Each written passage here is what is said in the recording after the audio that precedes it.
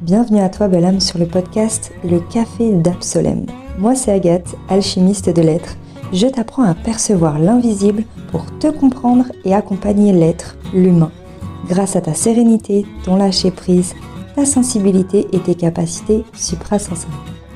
À travers ce podcast, dont je t'invite à t'abonner dès maintenant, nous allons ensemble et autour d'un café ou de ta boisson préférée, élever notre conscience, apprendre et porter sa réflexion sur divers sujets. L'objectif ? Élargir notre conscience à l'invisibilité de notre univers et de nous-mêmes. Sens-toi libre de partager tes réflexions, tes questions, ton avis dans l'espace commentaire ou en me l'envoyant par DM Insta, je serai ravie de te répondre. Prends ta boisson, pose-toi confortablement et entrons maintenant dans le pays des merveilles avec Absolem. Hello à toi belle âme, j'espère que tu vas bien, je suis ravie de te retrouver pour ce nouvel épisode du Café d'Absolem. J'aime beaucoup trop ce format-là et te les tourner surtout. Aujourd'hui, je voulais parler avec toi d'éveil spirituel et d'alchimie. Alors, pour le côté alchimique, on va juste en parler rapidement pour que tu aies un minimum de base.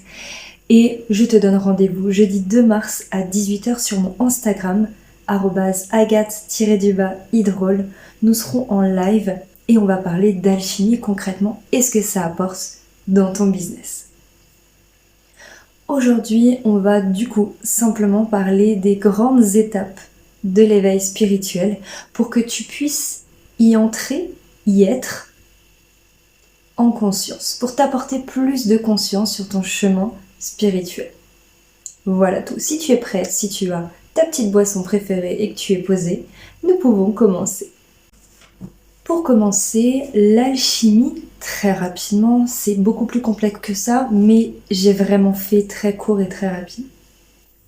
Donc, selon le dictionnaire, chose qui n'est pas totalement faux, c'est la science occulte née de la fusion entre des procédés chimiques, une technique chimique, gardée secrète, et des spéculations mystiques, divines, en rapport notamment avec la transmutation des métaux.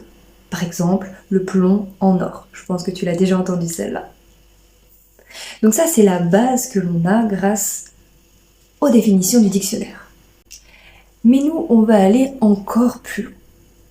L'alchimie provient de l'arabe alchemia. Je suis désolée de la prononciation, hein. En espagnol, c'est alquimia. Donc on a encore gardé ce terme-là dans plusieurs de nos langages. C'est la science physico-chimique et mystique divine. Mystique, divine, c'est pareil. Donc l'alchimie, contrairement aux sciences médicales, anatomiques et tout, l'alchimie c'est vraiment de nature matérielle, donc je le rappelle, matériel, palpable, voilà, et spirituelle, donc non matériel.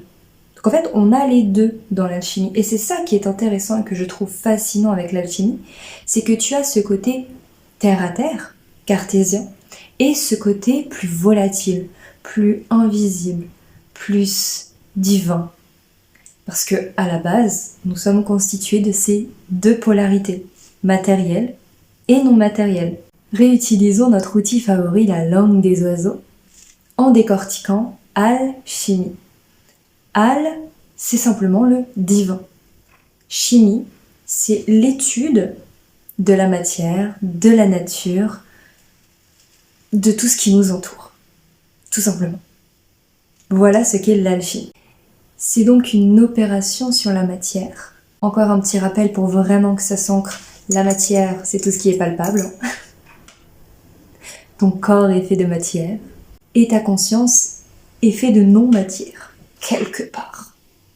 Cela permet de délivrer, de libérer l'esprit de la matière et la matière de l'esprit afin de pouvoir unifier, refondre les contraires. Donc les contraires, c'est le positif du négatif, le féminin du masculin, le matériel du non matériel, etc., etc. Pour ne former une unité, un univers, un être. Au final, une réunification de notre être véritable, de nous-mêmes, de façon complète, en fait. Tout simplement. C'est tout.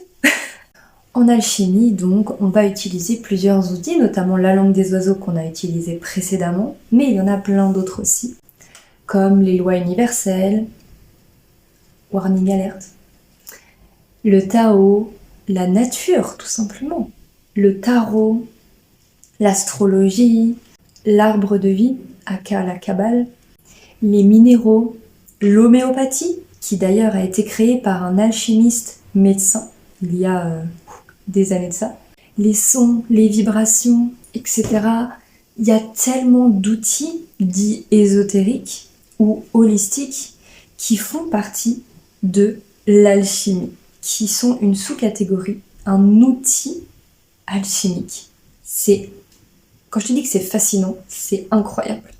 Bon, du coup, nous, ce qui nous intéresse aujourd'hui, c'est les 3 grands principes alchimiques qui rejoignent le dit éveil spirituel que moi j'appelle l'éveil de conscience.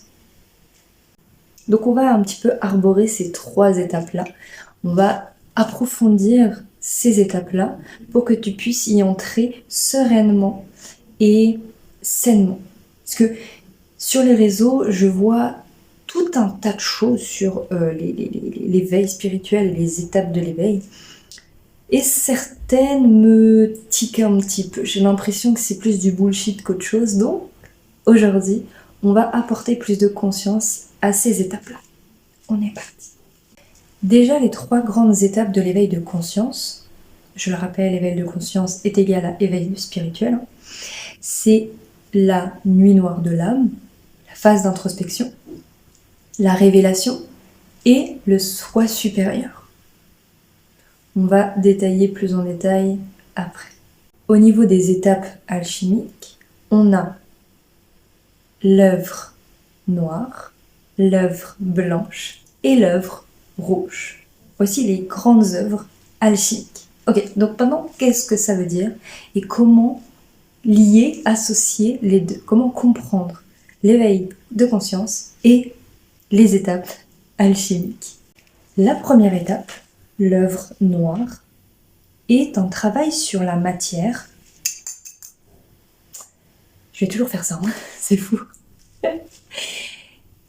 Qui nous permet de comprendre, de distiller, de décomposer, de séparer la matière afin justement de la comprendre.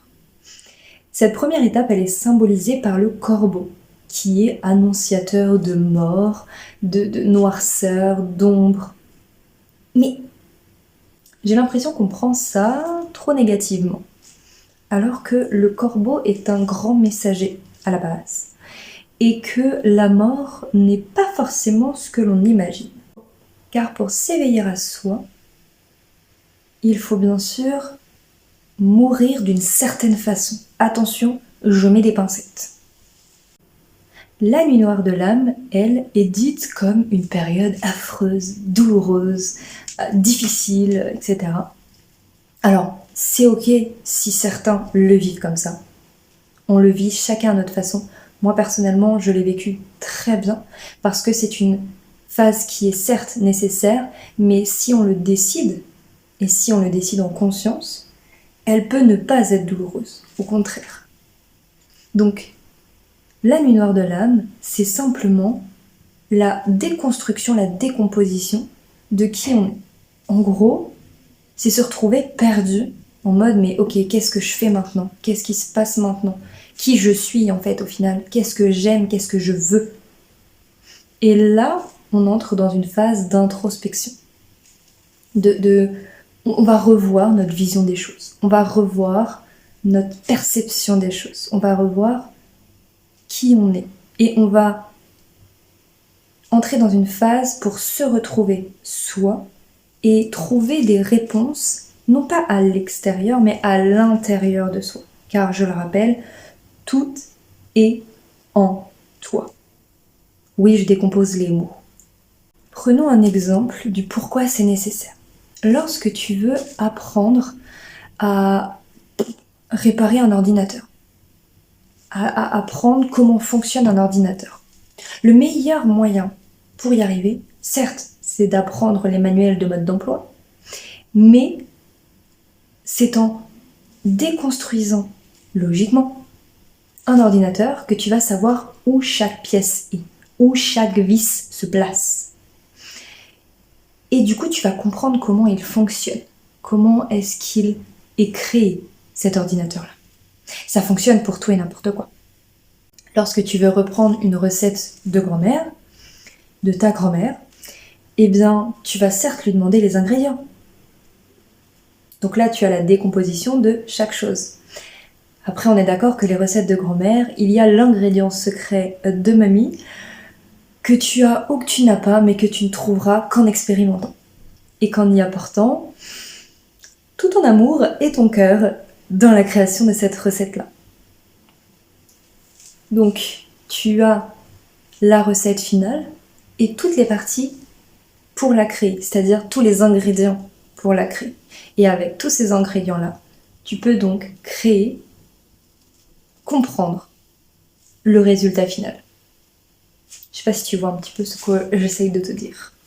Donc là, avec l'alchimie, avec l'éveil de conscience, peu importe l'outil que tu vas utiliser, l'astrologie, le tarologie, etc., eh bien tu vois que ça permet de, tout d'abord, de décomposer qui tu es pour comprendre en réalité qui tu es, ton être, ton âme, au final. Donc ça, c'est la première étape de l'éveil de conscience. Quand tu passes par cette étape, il est nécessaire que tu prennes du temps pour toi, que tu te prennes des pauses, que tu puisses te poser dans un endroit qui pour toi est agréable, dans un cocon. Voilà pourquoi j'ai aussi créé Cocon de Soi. C'est l'atelier pour t'apprendre à lâcher prise. Et cela te permettra donc de te centrer sur toi afin de te comprendre, de savoir ce que tu veux, où tu veux aller et qui tu es, en t'apportant des réponses qui viennent de l'intérieur de toi avant tout. Voilà cette première étape qui est symbolisée par le corbeau. Passons maintenant à la seconde étape qui est l'œuvre blanche, symbolisée par la colombe. Après le corbeau, c'est la colombe. Elle est aussi symbolisée par le cygne. L'éveil du cygne, tu vois un petit peu le truc. Donc cette phase-là, c'est la phase de révélation, de compréhension, de prise de conscience. Voilà. Là, tu as fini d'être dans l'obscurité, tu es dans la lumière maintenant. Tu commences à voir ce qui se passe concrètement. En gros, du gros, bien évidemment. Dans notre éveil de conscience, cette étape-là va te permettre de voir, de comprendre, de prendre conscience que tout ce temps-là, avant, tu étais en mode automatique. C'est ton inconscient, du coup, qui s'occupait de gérer tout ça, donc le mode automatique. Et tu vas donc révéler à toi, tu vas donc prendre conscience et voir toutes ces croyances qui te limitaient, qui te bloquaient, qui te freinaient dans la meilleure compréhension de toi, dans ta sérénité, dans ton bien-être, dans ton succès, dans peu importe. Mais tu vas commencer à les voir. L'œuvre noire, c'est plutôt le côté ombre. L'œuvre blanche, c'est plutôt le côté lumière. Tu mets de la lumière sur, en gros. Donc c'est vraiment là où tu commences à prendre conscience que tu étais en pilote automatique tout ce temps. Et c'est à ce moment-là que tu vas décider de reprendre les rênes de ton pilote automatique. Donc tu vas passer non pas en automatique mais en manuel et tu vas justement te libérer de ces croyances qui te bloquaient avant. Tu vas le décider ou pas. Tu as le droit, tu as le libre arbitre de rester dans ton pilote automatique. Attention.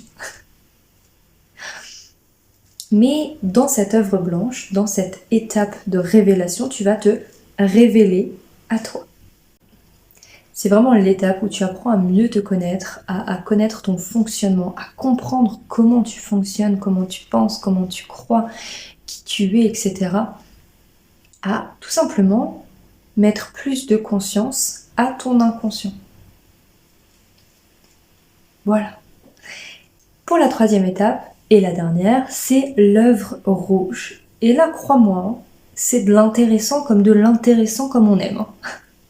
C'est l'étape de l'éveil dite du soi supérieur. L'œuvre rouge, c'est symbolisé par beaucoup de choses.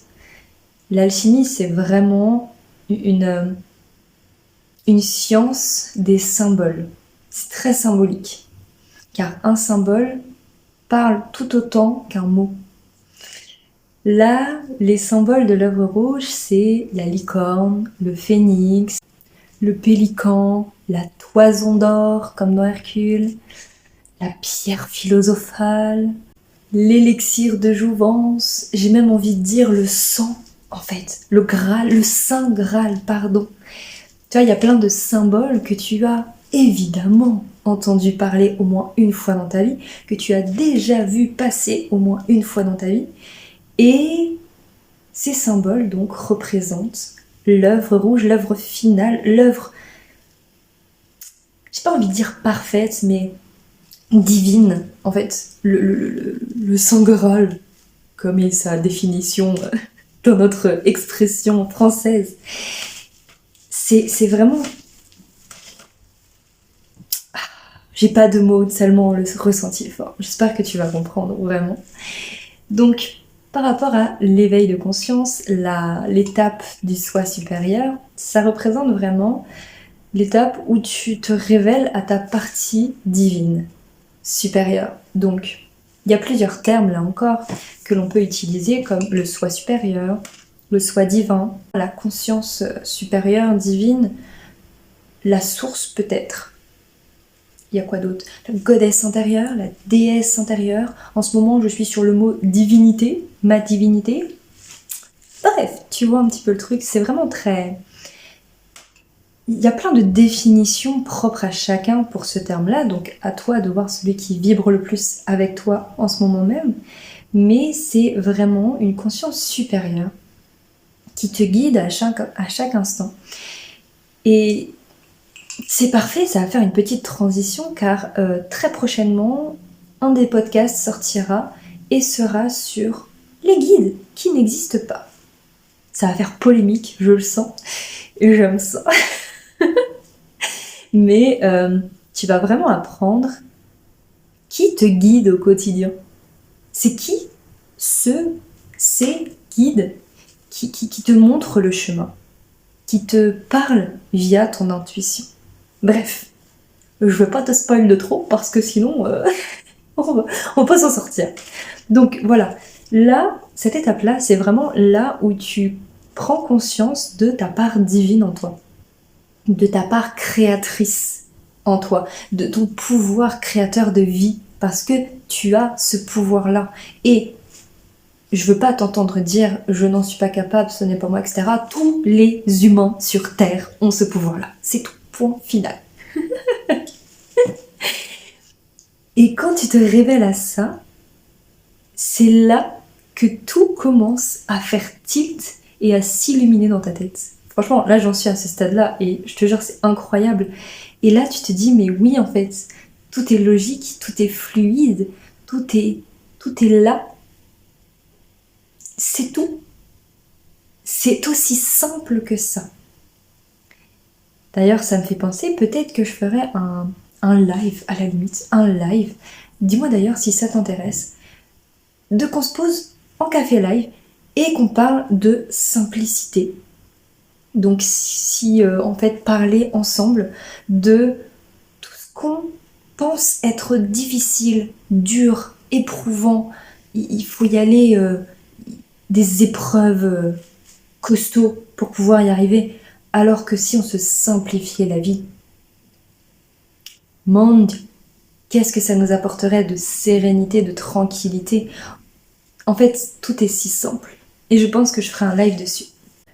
Donc voilà un petit peu cette troisième étape qui est la plus divine parce que on oublie trop, on a désappris notre part divine, on a désappris à se connecter à notre divinité qui en soi est notre part supérieure, celle qui nous murmure, qui nous chuchote.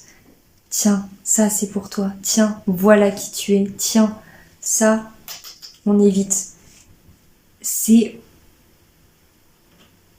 Je trouve ça affligeant que tant de personnes soient déconnectées de leur part divine alors que c'est la base de tout.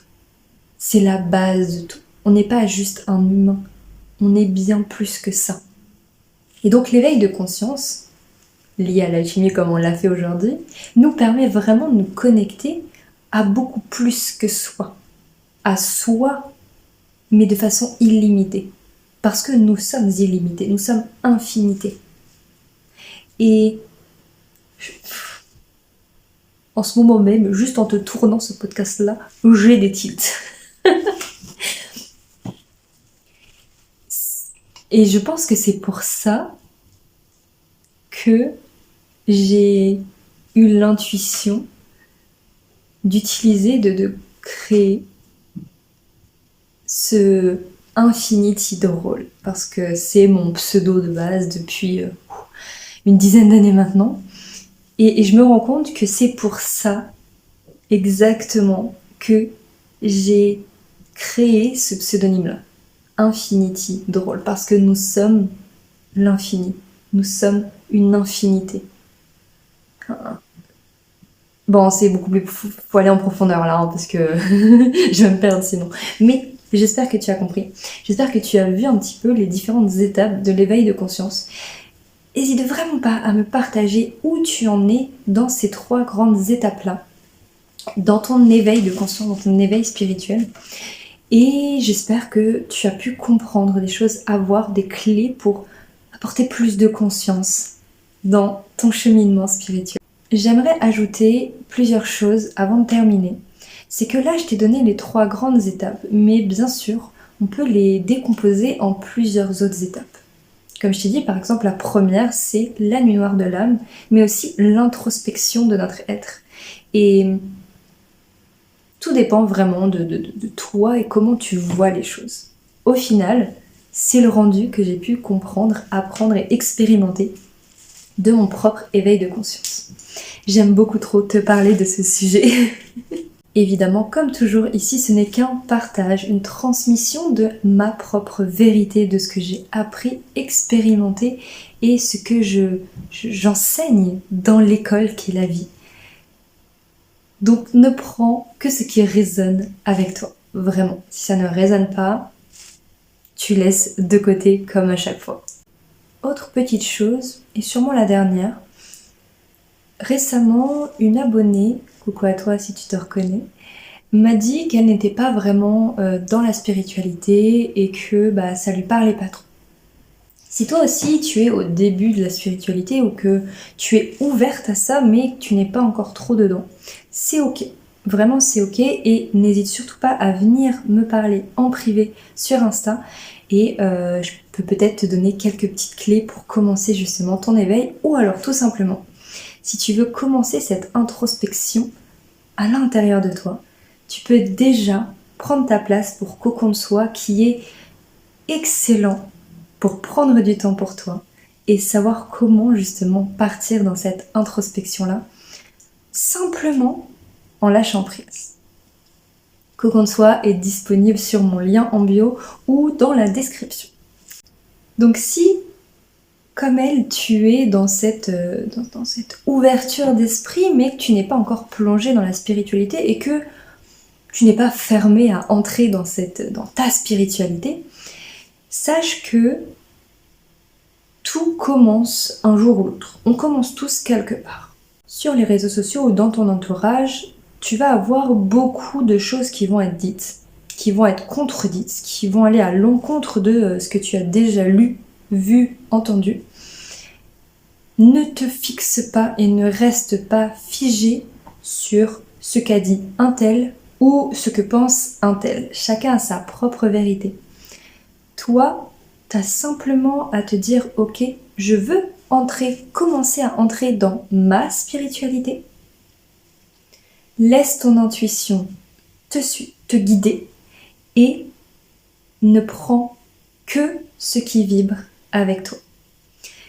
Moi, ce que j'adore, c'est te transmettre du contenu, ce que moi je sais, ce que je m'enseigne, ce que j'apprends, ce que j'expérimente, mais pour te faire réflexionner, pour te permettre de porter réflexion sur des choses toutes simples, toutes bêtes. C'est vraiment mon but avec mon contenu. D'ailleurs, abonne-toi si c'est pas encore le cas, que ce soit à mon Spotify, ma chaîne YouTube, mon Instagram, ce que tu veux. Et je veux vraiment te faire partir dans cette introspection-là pour que tu prennes conscience de ce qui se passe réellement à l'intérieur de toi et dans ton monde. C'est tout. C'est de là que commence la spiritualité. Et si tu veux commencer à avoir des petites clés comme ça, plus concrètes pour par exemple partir en introspection et mieux te comprendre, je leur dis, envoie-moi un message sur Insta et je me ferai un plaisir de te donner quelques petites astuces comme ça. Peut-être, maybe, si vraiment ça vous intéresse, si j'ai pas mal d'entre vous qui m'envoient un message comme ça, je ferai peut-être un live, un post, I don't know, but anyway, je ferai ça avec plaisir, comme ça on en fait partager un maximum de personnes. Bref, sans plus attendre, j'espère que ça t'a plu, j'espère que ça t'a permis d'apprendre des choses, de prendre conscience de certaines choses et de t'apporter des clés dans ton cheminement. Si ça t'a plu, pense à mettre un petit like ou les petites étoiles sur Spotify. Oui, maintenant je suis sur Spotify et je suis très fière. Si tu penses que ça peut intéresser ta communauté, partage ce podcast avec elle.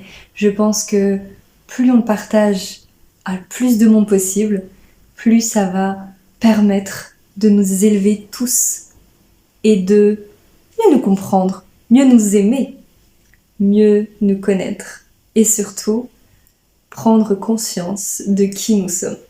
Bref. Sur ce, je te fais plein de poutous. À lundi prochain pour un nouvel épisode. Et surtout, prends soin de toi, belle âme. Ciao!